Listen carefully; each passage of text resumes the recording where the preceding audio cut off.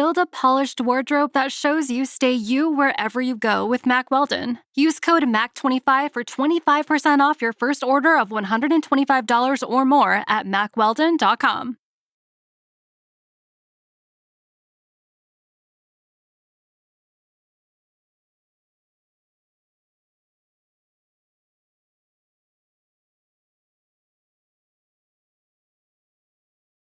Hi, everyone. Welcome to Good Enough Today, the podcast where we share stories from real people showing up authentically in their spaces, even when life gets tough.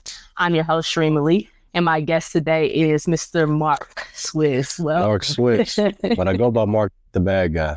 Everybody in Houston, I go by Mark the Bad Guy. Mark the Bad Guy. All right, we're going to talk about that a little bit. For sure. So we start every episode with your PEM on a scale from 1 to 10. How are you today, physically, emotionally, mentally?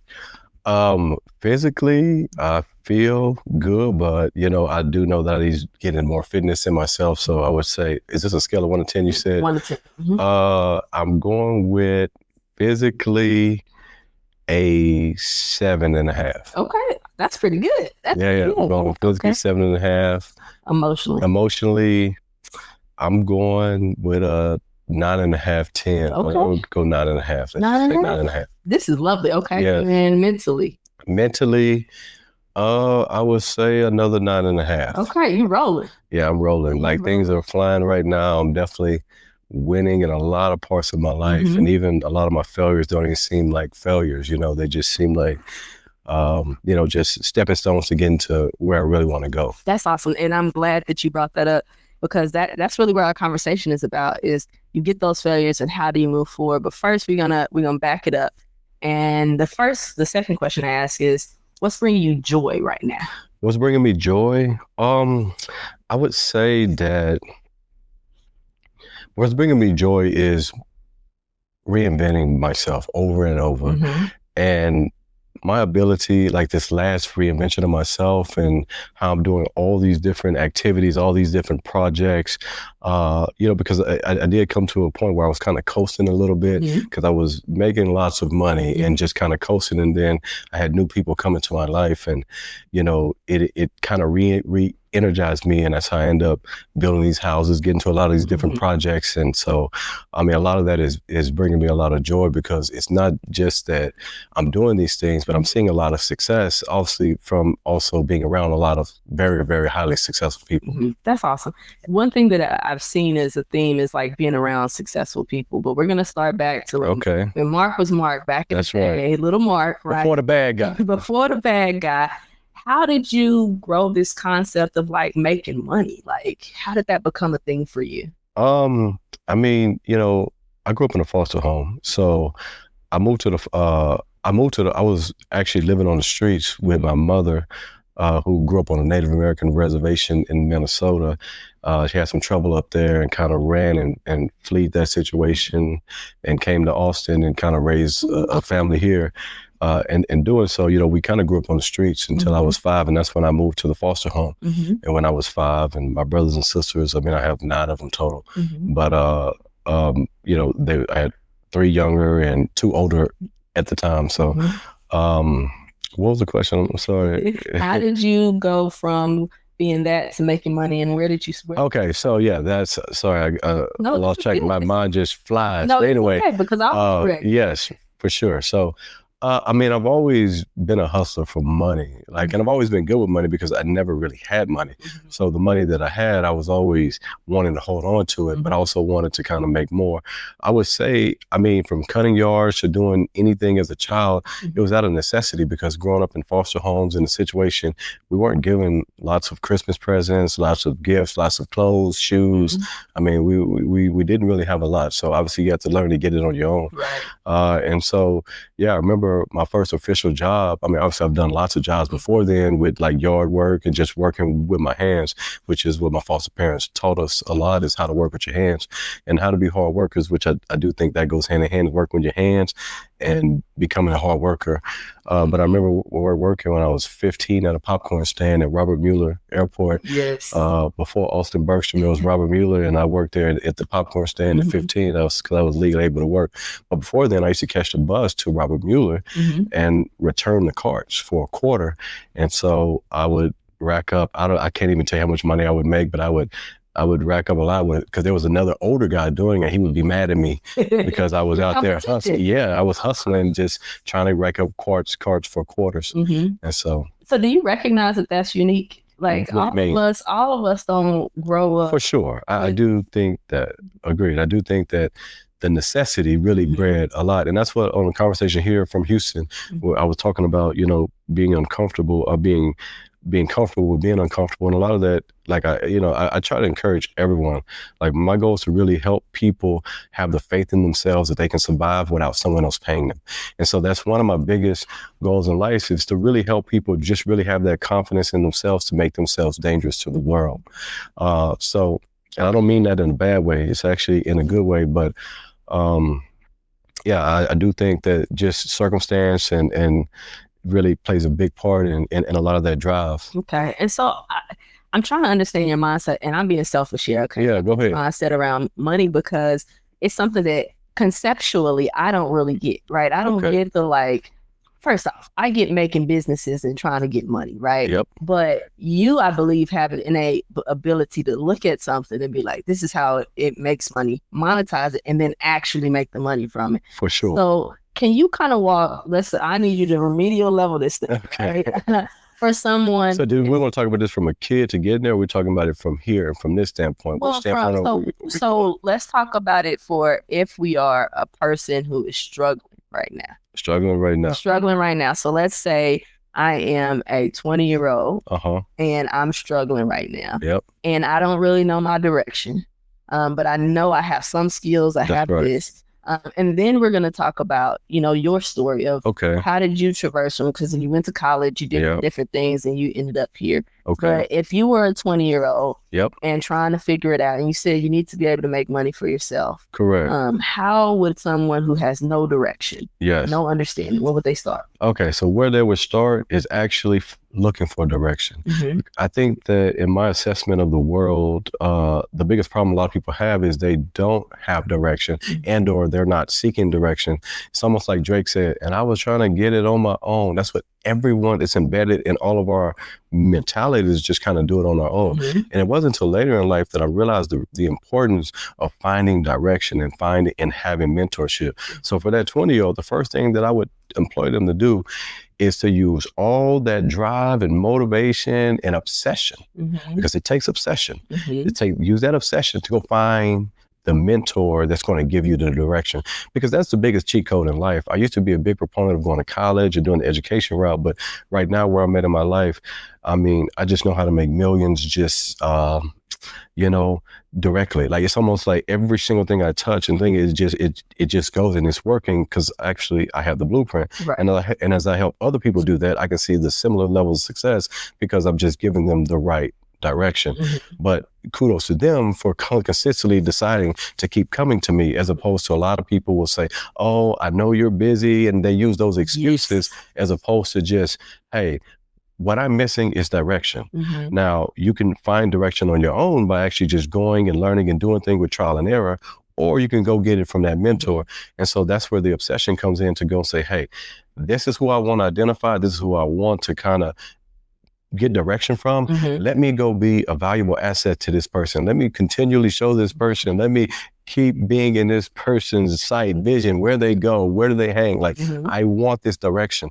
And to me, that is it's the ultimate cheat code to just making money, making a living faster. We're not just talking about making money. Everything I'm talking about is $1 million advice. It's not how to survive, pay your rent, do that. Like every advice I'm going to give you is all about how to be a millionaire. And it's learning how to live life at a different level that's unlocked. And so I know a lot of this may not make a lot of sense, but I just want to set that as a preface. No, I think that's great, because you said a couple of things, but one thing that you said was, it's not about survival. It's about actually, what you're talking about is a level of abundance, right? And you see that's like a word right now, it's Yes. abundance. But really, you're talking about living at a level that's something that most of us growing up don't see. For sure. Right.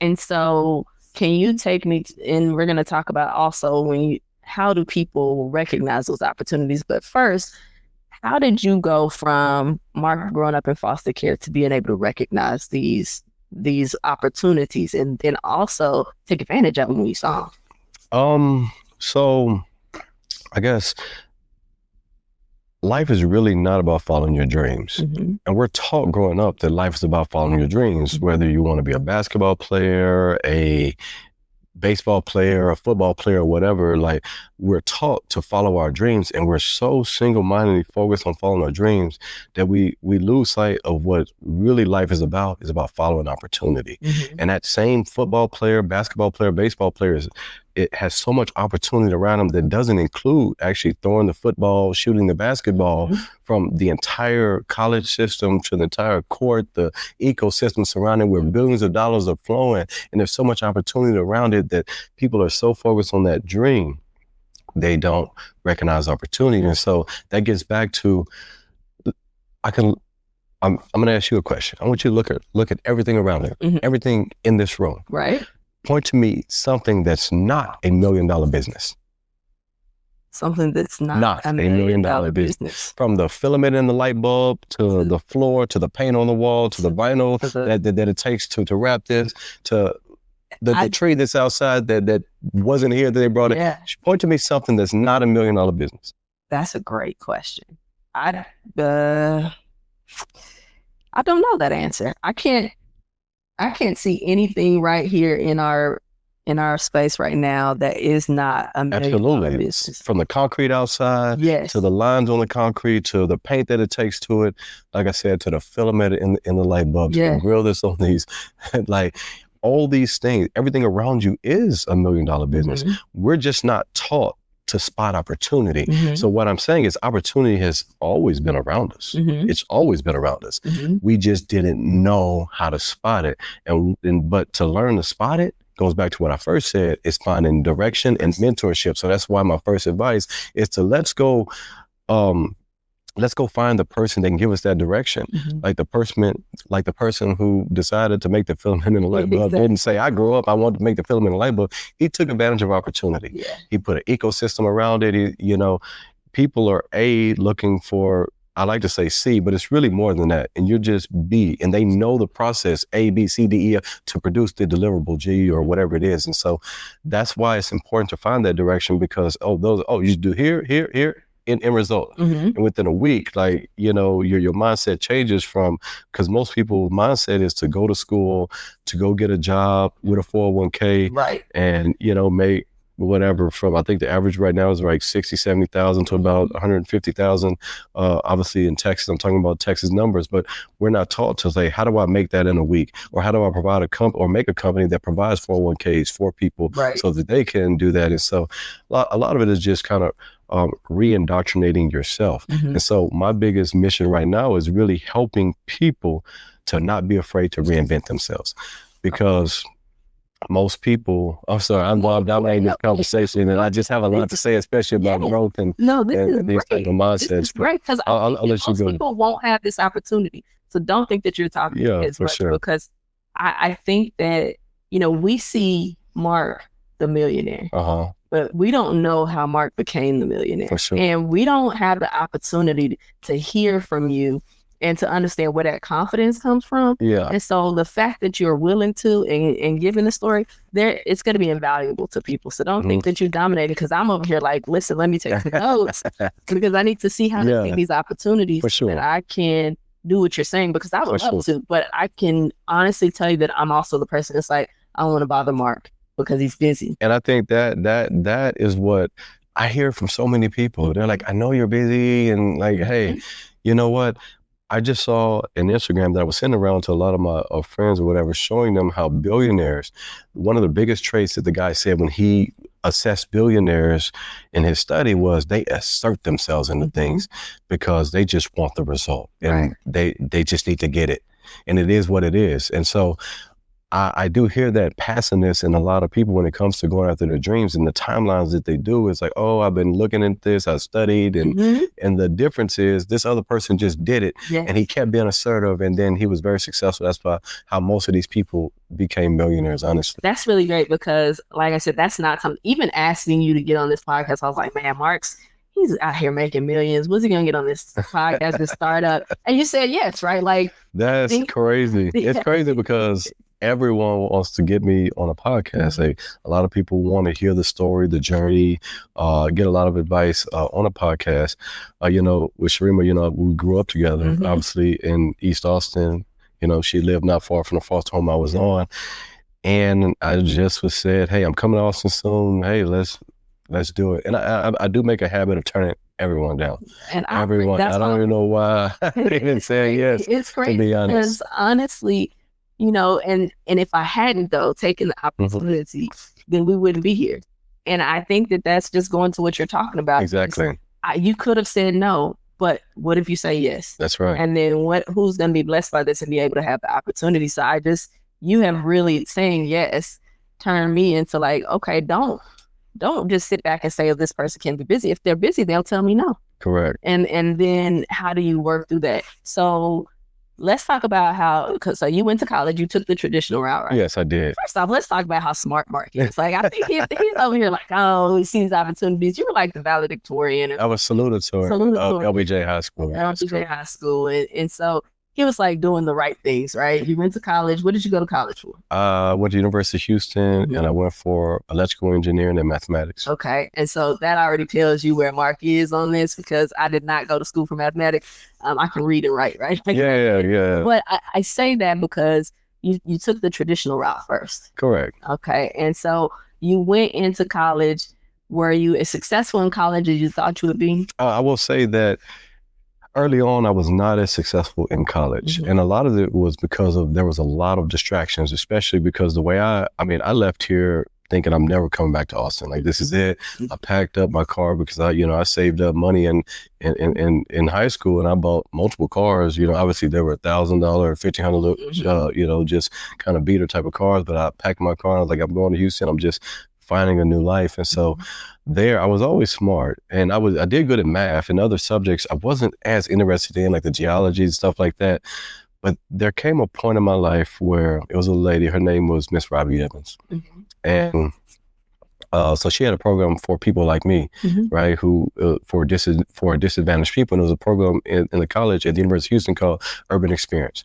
And so with that program, she gave housing, books, meals, and a lot of things, because it was a point of my college career where I actually couldn't afford to go to college, and all my scholarship, everything was, and I still could not afford it. And so I took out every loan, everything, and I still wasn't going to be able to do it. And so I would say the year before, I just slept out of my car and I just couch surfed. So sometimes I had to sleep in my car. Sometimes I just couch surfed on different people's couches and whatever. And then I would say the next year, she, knowing my story and everything with the Urban Experience program that I don't think is there anymore, which I hate, because it really helped someone like me. But anyway, she took me into the program where she took my books, she took over my housing and stuff like that. But anyway, I would say I was about a year into the program, in which I remember she pulling me to the side, because obviously you had to do a lot to help back and, give back to the university and different things. And I remember one time she pulled me into the room and she said, Mark, the people that have the dot on their head, the Indian students, they're all like the 4.0 students. They all have high GPAs, but they're always the teacher's assistants and all that in the college system. She said, why do you think that they make better grades than you? Like, they're not smarter than you. Obviously, you can see your grades. You can see that you're very smart where you want to where you want to apply yourself. Why do you think that they're getting better grades than you? And why do you think that it seems like that they're smarter than you? Because obviously, in deep down inside, you kind of think that because they are getting these 4.0 grades. They know the solution to these problems like it's nothing. But anyway, she said, a lot of these people come through my program. Most of their families raise just enough money so they can get here. And I picked some up at the airport where they didn't even have barely any shoes on their feet. Oh, wow. And so, to be honest, Mark, they got nothing to go back to. So what's the difference between their situation in your situation, when I caught that epiphany, I went to literally pretty much a 4.0. Oh, like, okay. I mean, it just took a shift in mindset, the same ability, same everything.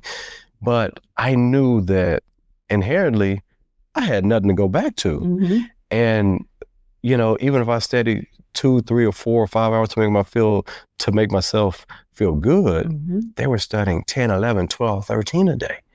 Well, what if I studied like that? Right. Which I decided to say, you know what? Well, this is what I'm going to do. And man, and they would come to me for answers. It was just a little shift in mindset. And, you know, my college career really just kind of skyrocketed from that point, from every aspect of it. And so, yeah. Oh, okay. So once you graduated from college. I did. I graduated from college. Then what was your dream job after college? Did you go do that, or what did you do? So my dream job was to work in networking. My phone rings all day. I'm building so many houses. I'm actually building a new project here in Austin. Here it's going to be on the lake on 6.6 acres on Lake Travis here. But what was I about to say? So my dream was doing network communication. And so obviously being in tech, and obviously I graduated college in 2007. And so, you know, obviously being in tech and working for Cisco, which was the human network, not the food company Cisco, but doing things like that. And so then I looked at the price of living in California, and I just, obviously I knew deep down inside that I was going to be an entrepreneur. Like in Austin, there was this program called the YEI program that Listel's, a family member of mine, had got me into. She's a big advocate of mine, and I love her to death. And she got me into the YEI program. And, you know, and that was about teaching entrepreneurship. And she'd always call me the next Michael Dell. She would always say that. She would always say that. And so inherently, I kind of knew that I was going to be an entrepreneur deep down inside. And so I said, you know, I can go do this where I'm doing something that I think that I like or whatever, because I'm not totally sure how it's going to be in the workplace, but I love doing this while I was in college and stuff. Obviously, you hear those statements from people who, obviously, like I said, a lot of these statements come from not enough information for the people who are saying these statements. There's not enough context, but saying, do what you do at this job or whatever. But I don't believe that to be true at this point in time in my life. That's why I'm saying that. But I ended up working oil and gas because it was they just paid more money. Right. And I remember, you know, it was like, I think Cisco was paying right around the same price, but the cost of living, and I think out of college, I think I was at 75-ish, I think 73,000 a year at the time, starting off as a starting salary, which was obviously engineering was the highest starting salary of all bachelor's degrees. But I chose to stay in Houston and just get the money because I knew it wasn't going to, I was like, hey, oil and gas, we can figure this out. And I'll be working on my business the whole time until I get my exit plan. So that's kind of was my strategy. So did you create an exit plan and then actually execute that plan, or did you see an opportunity and you just went for it? No. Actually, this is like, I'm years in, and actually what happened was there was a guy who worked as a electrical engineer as well, and he had a going away party. So he had a going away event, and at the time he was making $30,000 a month. And I remember we would talk about doing this internet stuff because I was doing websites at the time, but he was doing the entire internet marketing ecosystem. He was doing more of the ecosystem, and so I didn't really understand at the time, but I knew that he knew things that I didn't know. I knew he wasn't smarter than me. I knew he was a smart guy because he was an engineer, but I knew he wasn't inherently just smarter than me where he has knowledge that I don't have. And so, he was a guy who, I remember his going away party. I went to his going away party. I think it was at Flying Saucer in Sugar Land, right by Florida. And I just remember that being my dream. It was my dream. Like, one day this is going to be me. I'm going to have my going away party. I'm going to have my business. I'm going to be living anywhere in the world free. And so, you know, I kept, attaching myself onto that guy and kind of asking that guy to be my mentor, right? Anything he invited me to, I would always just kind of show up and whatever, because I recognized him as somebody who can help me. He knew things that I didn't know. And what I wanted to do was to know those things. And so, and so I would say it was about 9 months later, he had called me on my desk phone at Florida. He knew the extensions, how it worked. He called me on my desk phone. I think it was like 9 a.m. And, he said, hey, I got a business opportunity for you. Are you free today? And I think a lot of that stemmed from, because I mean, I would post on social media because I was doing a lot for foster children at the time. And I think a lot of that also stemmed from him watching what I was doing with a lot of foster children. I was part of the Friends of the Depelchon organization, which is one of the largest independent foster children organization in the United States or whatever.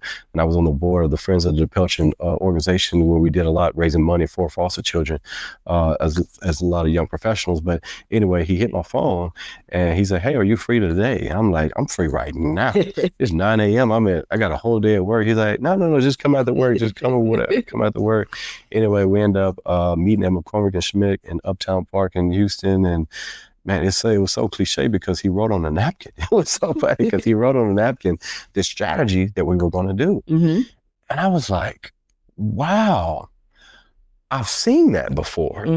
Like, it's like, and wow, and this is really it, and this is how you're making it this time. He's like, "How much money do you think I'm making?" He showed me he was making like $100,000 a week. What? And I'm like, "Oh, I'm in." And then he showed me the strategy on the napkin. I'm like, it was so cliche because it's on the napkin. He wrote it on the mark on the napkin. And yeah, that napkin was a blueprint to really just skyrocketing everything from there. Everything. And the money I made from, I cashed my first $10,000 check. I literally worked a few hours. I would say probably 2 hours tops.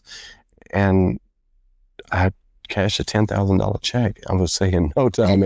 But it taught me a very valuable lesson in life, that life is too short to struggle through life to figure it out on your own. The key is to get the answer from the people who have the answers, like mentorship, which is why I go back to the first thing I told you is direction, and finding direction is. How do you have that confidence though, Mark? Like, how do you have the confidence? How do I approach Mark, the bad guy, and be like, "Mark, help me figure this out"? Because again, I'm coming from East Austin, right? I'm seeing you as, and I think that's sort of in our mindset, right? You grow up and you see people, you're like, "Well, I don't want to bother you, but can you help me?" And then you have that kind of pride. I don't want to really beg. So how do you have the confidence to set your ego aside and say, "I'm trying to do this, and if you tell me no, I'm going to ask the next person"? How do you find that confidence? Like I said, to me, that gets back to the obsession. It's like when a woman is obsessed with finding something on a man, and she usually after a while finds it out because she's obsessed. Well, that's an unhealthy obsession, or maybe a healthy obsession if it helps him in their relationship and moving on. But there are healthy obsessions. Like Kobe Bryant had healthy obsessions that I would say were healthy obsessions, the way that he obsessed over it. And so to me, that's where it starts, identifying that this is what I need, and now I'm obsessed to get it. And I guarantee you, I'm going to find somebody that can help me with any of these things. There are people that are doing it, and that are millionaires that are doing it. I'm going to go find them. I'm going to go where they are. I'm going to hang. I'm going to the restaurant, the bar, the meetups, the LinkedIn groups, the Facebook. I don't care what it is. Reddit channels, YouTube community. It don't matter. I'm going to find them. How do you? Okay, so this is what I've heard from other people who have been successful in the world you had, is that you can write out the blueprint for everybody, but there be a very small percentage of people who will actually follow the blueprint and then be successful. Have you seen, like, what are those people who are following the blueprint? What do they have, and then what do you see with them? What I see with them is they are taking nothing that they brought from the past in with them. And I think that's one of the biggest problems that people have, is they say, "Hey, I've worked at Shell, Chevron, Apple, whatever," and they're bringing all this in, where with this new, what we're teaching you, that's why most millionaires, to really teach people, they teach mindset and retraining the mindset first, because the mindset is the first thing holding everybody back, from the comfort level to all of that, where the people who follow the blueprint are the people who are going to just do it blindly. Say, "You know what? This is the blueprint. Let me follow it." Where the other person is going to say, "Oh, but let me do this, and I know this. Let me add this, and I know this." And the problem with that is that, well, guess what? You don't know that, because that what you learn from the corporate structure, from the college system, from the high school systems, from just the education system in general, it was going to bottleneck you at this point, where this advice was not going to bottleneck you. And so they get to their bottleneck because they are bringing in things where I tell people, you need to take what you think that you know and all that, and throw that to East Austin. I got you. And like in Houston, I say, put it on 610 because you have to really start over and learn almost as a baby will learn. Yeah. You got to really relearn the English language and really redo that indoctrination that was done to you. Now, you mentioned a couple of times about your mindset and having to change your mindset. Have you always been open to mindset changes to kind of make yourself better so that you can get what you want? No. Obviously, that comes from continually putting yourself around different people and giving yourself different experiences to allow yourself to grow. And once you start to allow yourself to grow, that's when all these things start to change for you. All these mindset shifts, all these things. So obviously, when you grow up in a community and you're like, oh, well, everything is kind of closed off, and you like kind of shun everything out because you're living in a bubble. But then as you get introduced to more people and you bring those people in to that bubble, and it grows that bubble until after a while, you realize that, hey, I don't want this bubble anymore. Right. I want to accept other points of view. And if I'm wrong, good. I'm ready to change instantly. And that's another conversation I had on the way here on the drive. I was with some people I had on the phone, was how quickly what I realized a lot of millionaires and billionaires, when they get new information that is better and they know it's better, they change instantly. They don't have to say, let me read. No, they're ready to change overnight, and things are different overnight. It doesn't take an act of Congress or like turning a battleship to get things to change. They want to change and they're going to get it now. So you got to move at a faster pace. 100%. That is one of the biggest factors for success, is to move at a much more accelerated pace. Like, have so many stories, because I push people. I'm like, look, what you think takes 6 months, we can do that by this weekend or in 24 hours. And I remember recently, it was a woman who has a book coming out, and she was telling me how, hey, we're doing this, I'm gonna have it done in 4 months. I said, if you're serious about this, you would have this done in 2 weeks. And she was upset, like, Mark, you don't understand. I say, with the availability of AI and all these tools, and you're telling me this is what you want to do, you will have this done in 2 weeks. Otherwise, you're just playing. You just want to sound good. You want to just, you want to play the part, not actually be the part. You want to look the part instead of being the part. So she took that advice, and I remember, I would say it was about 2 or 3 weeks later, she was upset at my advice. But 2 or 3 weeks later, I remember she pulled me to the side in a bar and she say, you know, I want to tell you something. You really kind of hurt my feelings when you said that, but I finished the book and I did it because of you. And I'm glad that you pushed me to do it. And and to be honest, I want her to do it even faster and sooner, because with the availability of AI and all these tools that allow us to ideate and to actually implement and to give us direction for all phases of implementation, we need to be able to bring our ideas out faster so that we're allowed to fail faster. Yes. And like I said, I always try to get people to iterate, to speed to iteration, not to speed to be perfect. Like, people will think like, oh, like they're Steve Jobs and like, oh, let's make it perfect, make it perfect.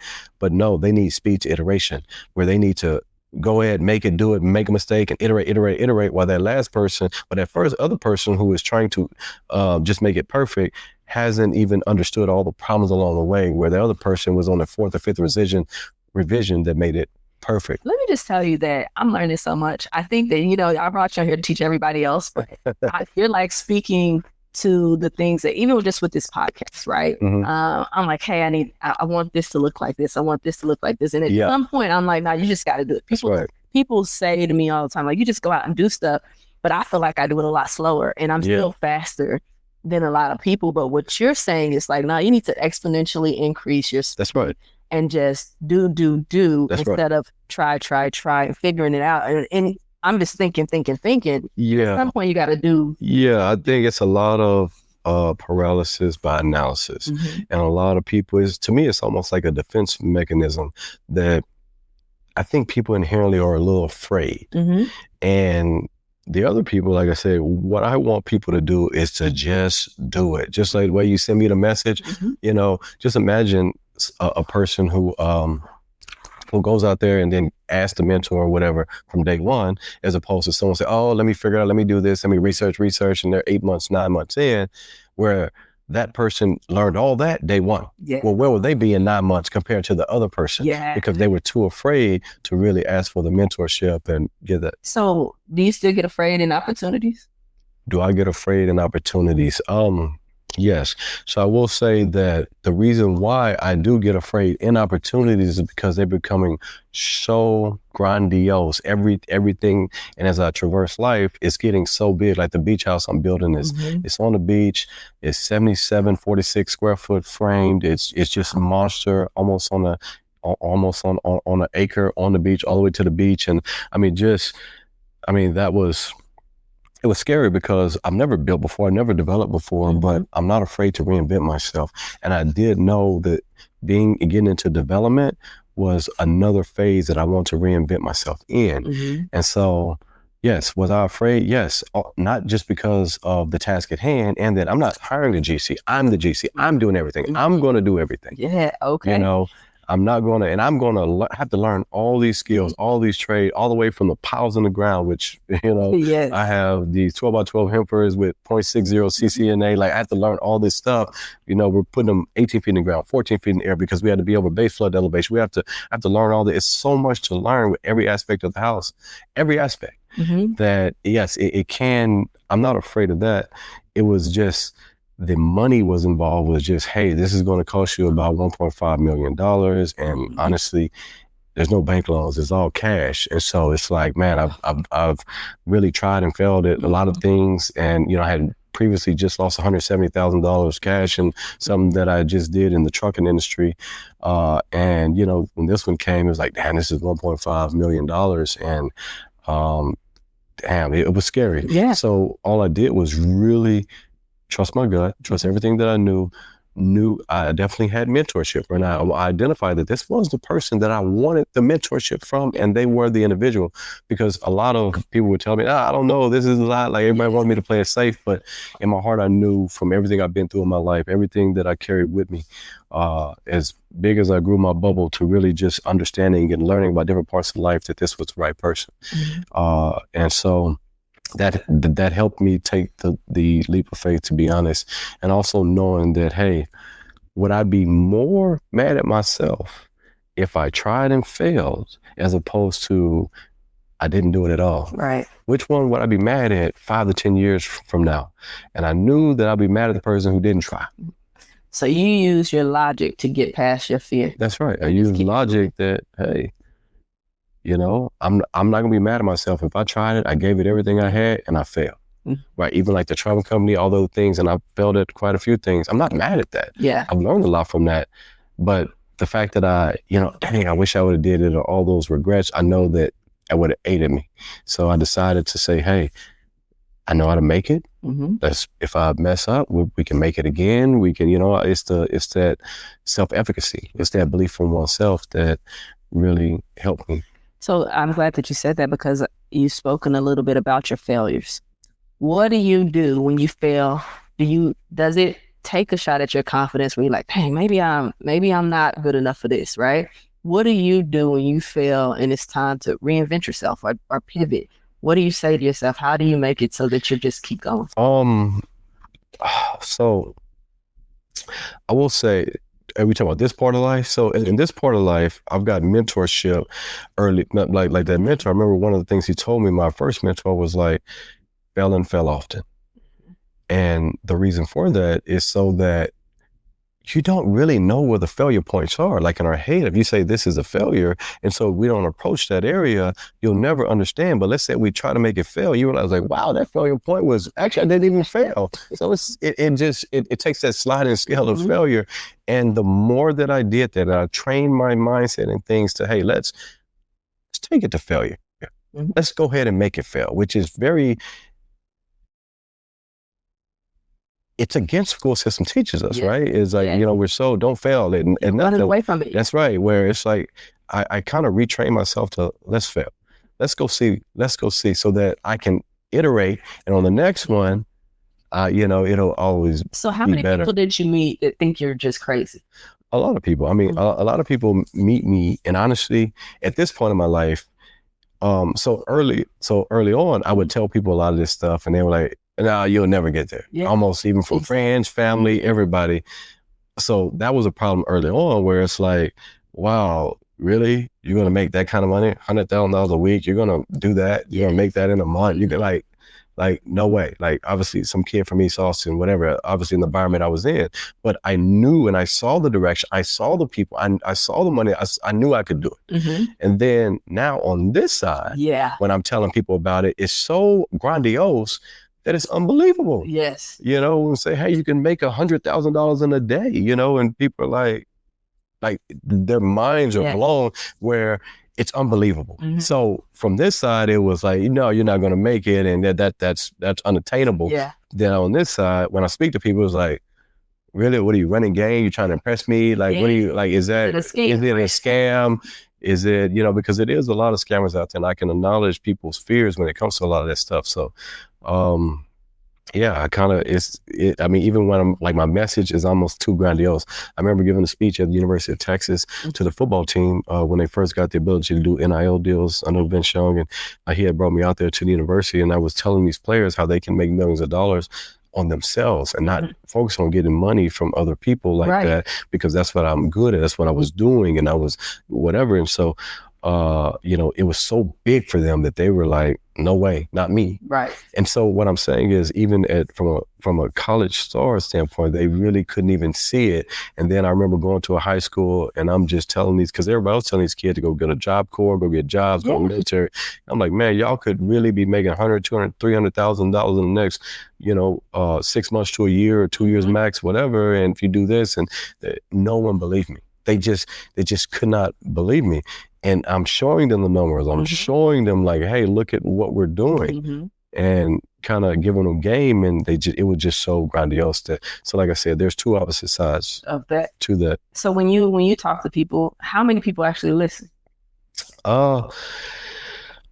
Man, I've just come to a point in my life where that's part of being the bad guy. My transition to the bad guy, I just started giving I just really just wanted to I feel like at this point I can be a billionaire, and for me to get there, it really takes me tapping into the inner bad guy who really doesn't care about other people's opinions and kind of over explaining to people why I'm doing this and this. It's like, hey, I'll just be the bad guy. Let's just keep it going. And so I would say that the people who do have access to me, obviously from the depth of knowledge that I give them, they obviously are going to take that in. Yeah. Now, a lot of people don't take action because obviously, like I said, from the indoctrination, they're not really action-oriented people. They want to overthink. They want to bring their corporate America, whatever it is. They can't really just get started. But most people, even those people, are so inspired and like, hey, I love your story. I see it is obtainable, but for me, right? Is that what it is? It kind of is, but for most part, they're just slow at taking steps. Okay. And I don't know what it will take for them to be faster in those steps.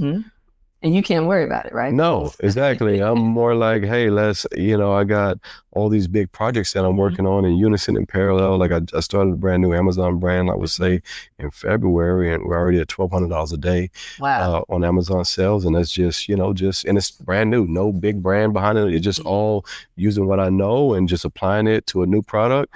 And then we got 2 more products coming out right now that are on the way. And, I project, honestly, $50,000 to $100,000 a month for each of those. That's crazy to me. Like that's crazy to me. You know what I mean? And I think that and when I say it's crazy, I know that it's true, right? When I say it's crazy, I'm like, I'm believing you, right? And I'm like, okay, well, maybe it's because your energy is in the room, right? And I'm like, what he's talking about is real life. And even for a person like me who will move, right? Who will say, hey, this is it. Yeah. It's like, that dream is big, right? And so I wonder, because you can't bring everybody along with you, right? For sure. And so you've got family, you've got friends who see this. That's right. Why aren't they just following you, Mark?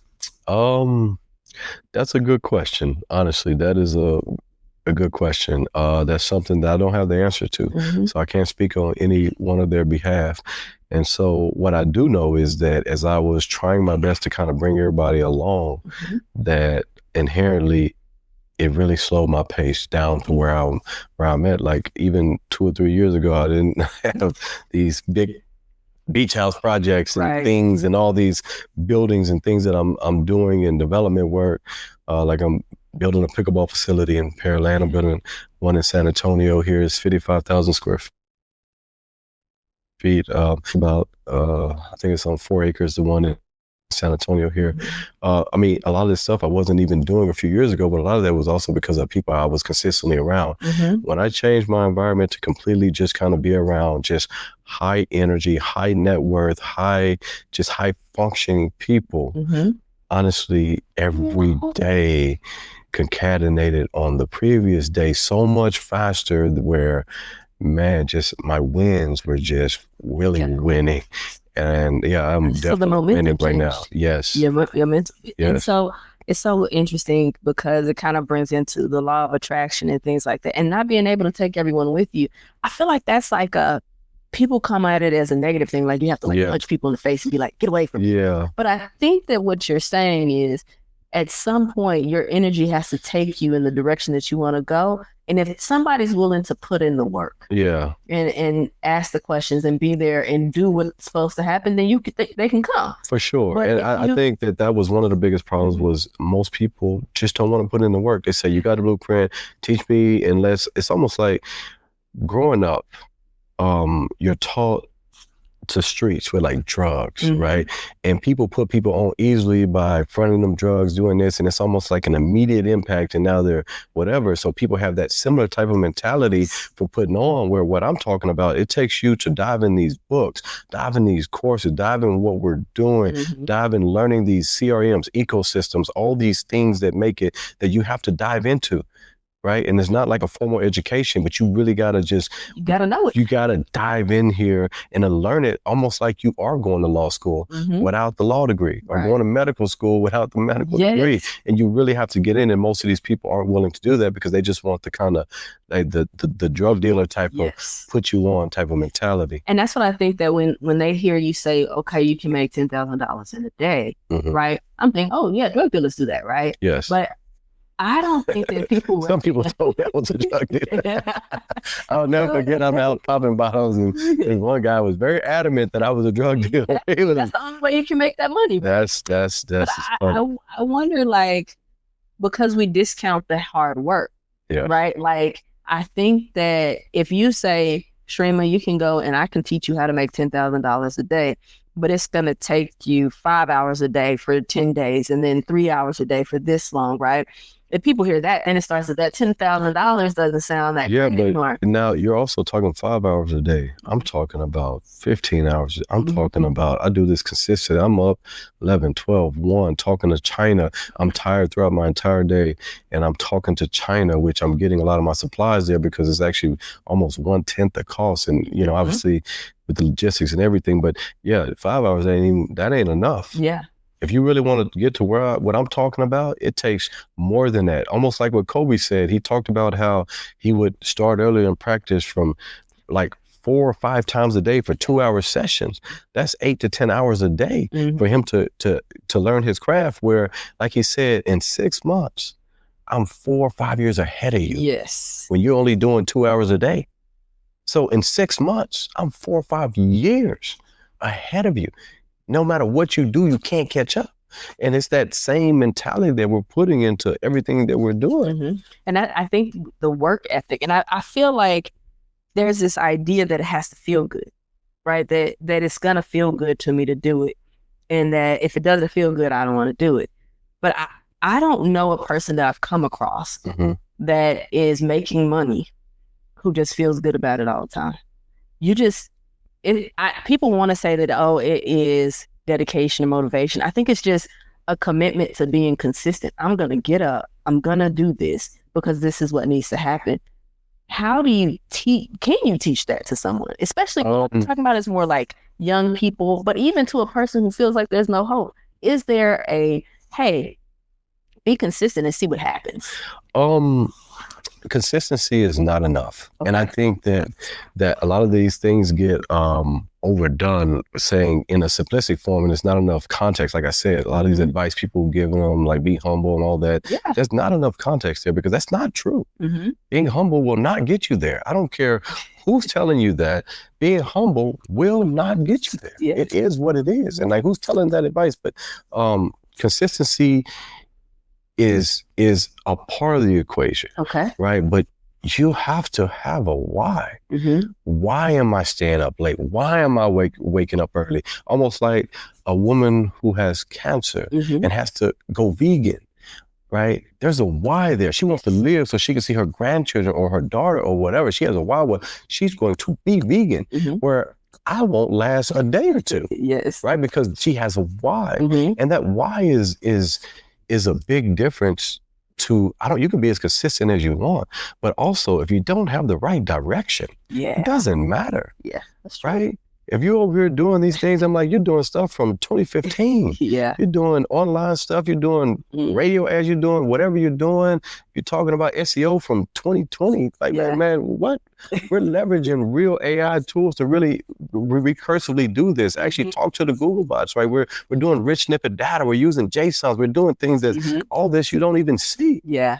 Right? And most people, they don't, without the right direction, if they just do it based on what they research and what's freely out there, well, you're only going to learn that, like I said, from those people who know how to do it because they know how to get it fast. Yes. Like, I can start any business and have that jumping. Actually, I did a podcast myself and by marketing it, and we got to top 60 in the world. Literally in like I would say, it was a podcast ranker. They said, hey, you reached top 60.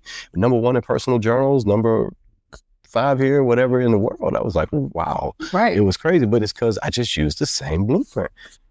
So this is interesting because right? I got a podcast and I can figure that out. But like really conceptually, that I like the fact that you said about the direction, because I'm just going to use a personal story right here. I'm trying to do this podcast, trying to learn how to produce it and do some different stuff with the video. I have no idea what I'm doing. I can watch YouTube videos and it can take me 52 minutes to try to sift through that video. And I might have gotten like a smidget of the answer that I need. Yeah. Right. And so I've spent an hour and it's not even what's going to get me to it. So now I have to spend 10 hours. That's right. And I'm being consistent. That's right. Right. And I'm working toward it. But then I could just go find the person and say, hey, can you tell me how to do this real quick? That's right. And you just give me the blueprint. I'm willing to do the work, but I need the blueprint. That's right. And it could take me them 10 minutes to show me what I've just spent 10 hours to That's do. right. Which is why consistency is not enough. Mm-hmm. And I think that that's really an important point. I actually hadn't thought about it that way, except that I was really just doing that YouTube thing. And I was like, I got to go find somebody because it's wasting my time and I'm not getting what I need out of it. Because you don't have the right direction. Yes. I mean, my YouTube channel has lots and lots of views. Like one of my channels, we have over 3-point-something million followers, and where we reach millions and millions of people weekly. And a lot of that, my work process is so smooth that it's like bam, bam, bam, bam, everything. Because I mean, obviously, I have a work process that is just so fluid and fast that it doesn't take a lot of time, to be honest. No, I think that's awesome. I'm going to be respectful of your time, so I'm going to ask you a couple more questions. All right. What's the most lucrative thing for you right now? I would say the marketing stuff, because it just dings, and the Shopify stuff just comes in on autopilot. It's hard because I'm just making so much money in different ways, where this one I may have a valuation, that one I don't have a valuation, because once you get real high level mentorship, you're not just looking at profit, sales, you're looking at the valuation of the company, right? Which is almost like a 10x multiplier on your revenue. Yes. And so once you understand that, you can, you're making different type of decisions, right? Even if you're just breaking even, but the valuation, what you sell it off at, is just different. So it's hard to really pinpoint a lot of that. But I will say that definitely this development that I'm doing, building properties from the ground up, is very profitable. Obviously, I think I'm going to be about 1.5 million in on my beach house, where I think really around 1.35 to 1.4, but it'll be worth $3.5 to $4 million. And this is almost like an 8-month process or whatever. And so just seeing so many opportunities and taking advantage of that and doing these in parallel and leveraging against it, and using, to me, it seems to be the most lucrative thing. And well, actually, I have two questions. We didn't talk about Mark the bad guy. Okay, go ahead. So what does Mark the bad guy mean? Because I don't feel like you're a bad guy, right? Well, when you say Mark the bad guy, what's that mean? Let me see. So I just remember in corporate America when I had a clean cut. I was always clean cut. I was always kind of that guy who always was clean cut. I always made sure I had a lineup, a fade, all the above. And I remember a guy told me, "Hey, Mark, why don't you get a mohawk?"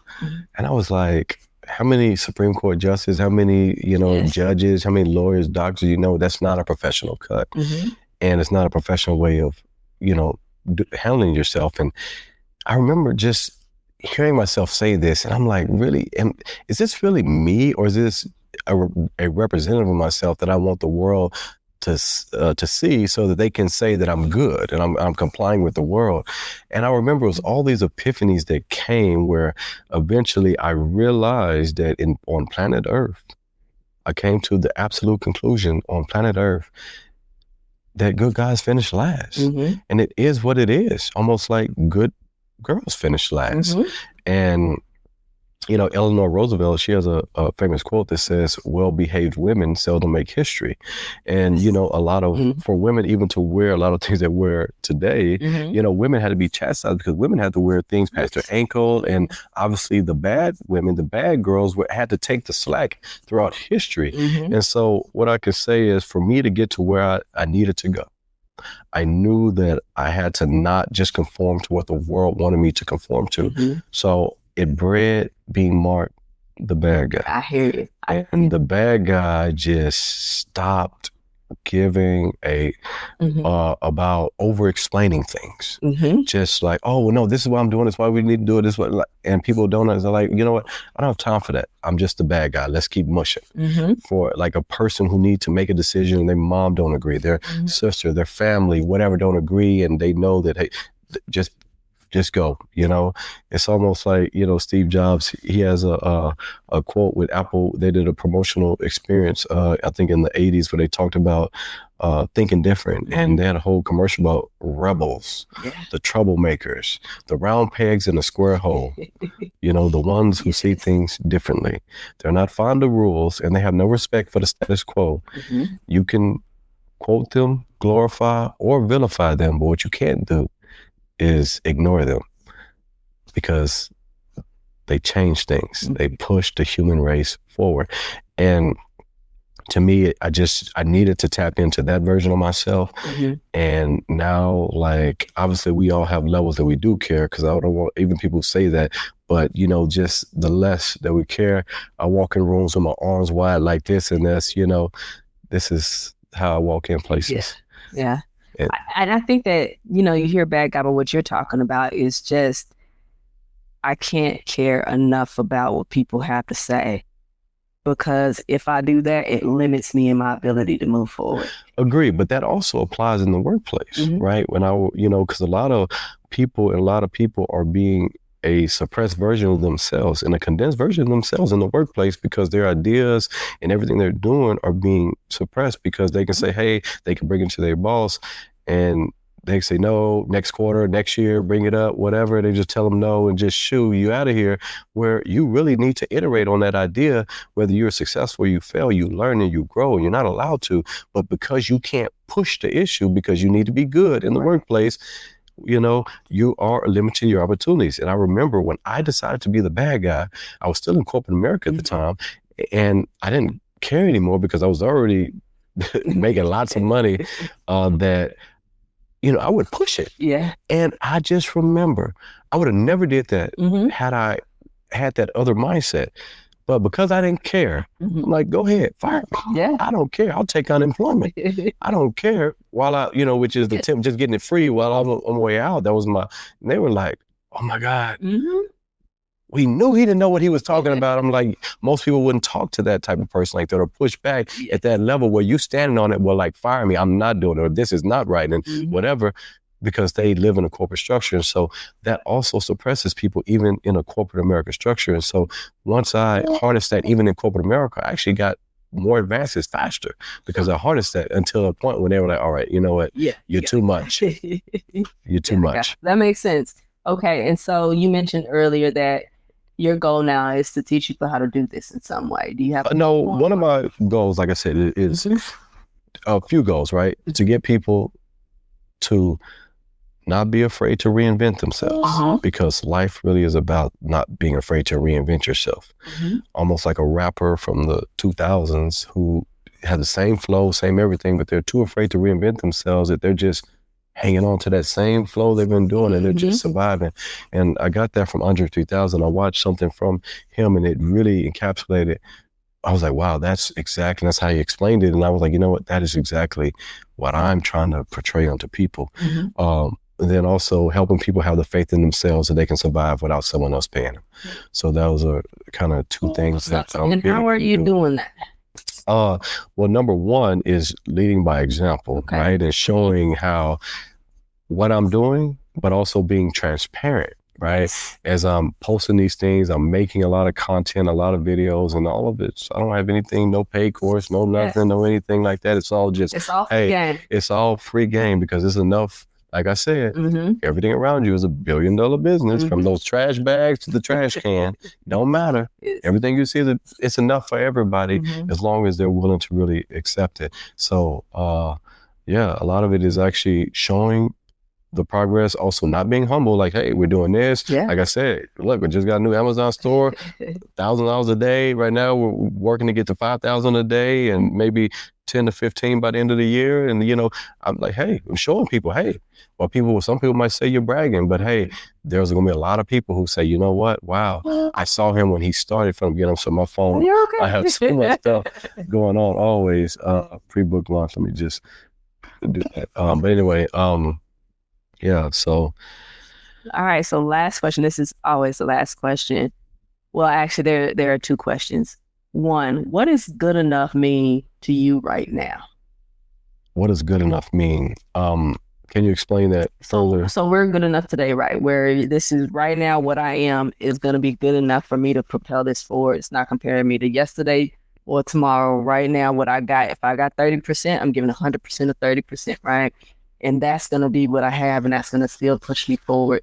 So for you, and that can look different for a lot of different people. Yes. So what is good enough for you? I mean, good enough for me is just knowing yourself. Like you said, everyone has a scale of what good enough is, and everybody has different physical abilities, mental abilities, and it's really knowing yourself, saying, hey, if you know I could do more, if I know I'm not maximizing myself, then obviously, you know, what you did was not good enough. And that's all just an internal thing. But when you can feel satisfied and say, man, I really work more toward my capacity as a human being, then to me, that's good enough.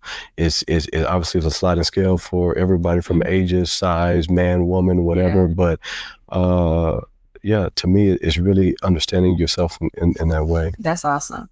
I hate the fact that I say that's awesome all the time, but it irritates me. But it's one of those things. Last question: what would you say to the person, young, old, whatever, that wants to make a change, and they need the advice, and you got a few seconds to tell them? What's the one thing that you would tell that person that would change their life? The one thing that I would tell that person to change their life, let me think on this for a second. Man, there's so many different ways to change your life. One obviously is, could you say one thing to change your life? It's hard because there's so many different ways to do it, and they all mean something to the bigger, greater scale. A couple. I'm trying to think here. Well, obviously AI is such a big tool, and we're leveraging AI in so many different ways to produce deliverables. The one thing though, I mean, obviously that's a thing that we can do. And there's so many other things, like we can put a CRM system together. We can put just a lot of things to whatever.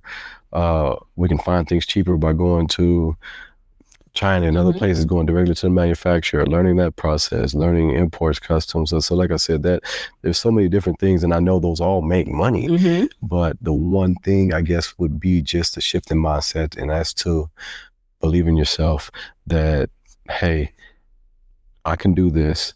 I don't have to just be pigeonholed into I was a teacher. I grew up, from school system, I allowed myself, and I got all my education training to just be a teacher or a nurse or wherever you're at in life. It don't matter. I work at FedEx, Apple. It don't matter. Just to not be afraid to say, hey, let's do something different.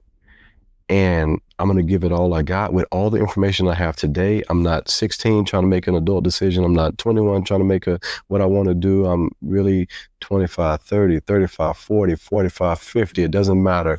You can really make a change for yourself and just believe in yourself. And a lot of that just obviously takes just being vulnerable, like you said, taking your pride, your ego, putting that on in East Austin on 610 or whatever, and saying, hey, let me go get the answer from the people that got those answers, and then let me implement exactly the way they told me. Let me not change a thing. Let me do exactly what's going to get the results the way that they told me, and let me duplicate. And the school system doesn't teach you. They teach you copying is bad and all that's bad. But in the real world, that's what we do. We copy off what works, copy off people's papers. So, I guess that would be my one big advice, is to really believe in yourself and get speed, more speed, do it faster. Doesn't need to be perfect. Speed to iteration, speed, get it out to iterate, make it better. That will change your life.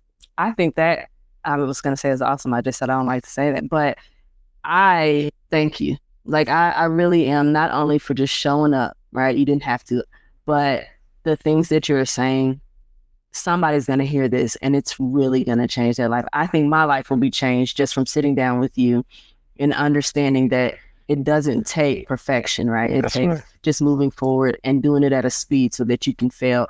I always say that I'm not afraid of failure, but once I get close, I'm like, well, that feels a little uncomfortable right now. And so thank you for just putting this message out there. We are kids from East Austin. That's right. Just trying to figure it out. And I think that people need to hear it from us, right? That's right. So I agree. I really do appreciate that. And I'm glad you were in Austin. It's just kind of lined up, right? And so I want to make sure that everybody knows where they can find Mark at. You can find him on YouTube. What's your YouTube? Well, everything. I'm at Mark the Bad Guy. You can just at MARK the Bad Guy. You can that's kind of how I branded myself everywhere, and that's where I want to put everything as Mark the Bad Guy. And then my main overall company is Inventive Exposure, INVENTIVE EXPOSURE. I wasn't good at English, but Inventive Exposure.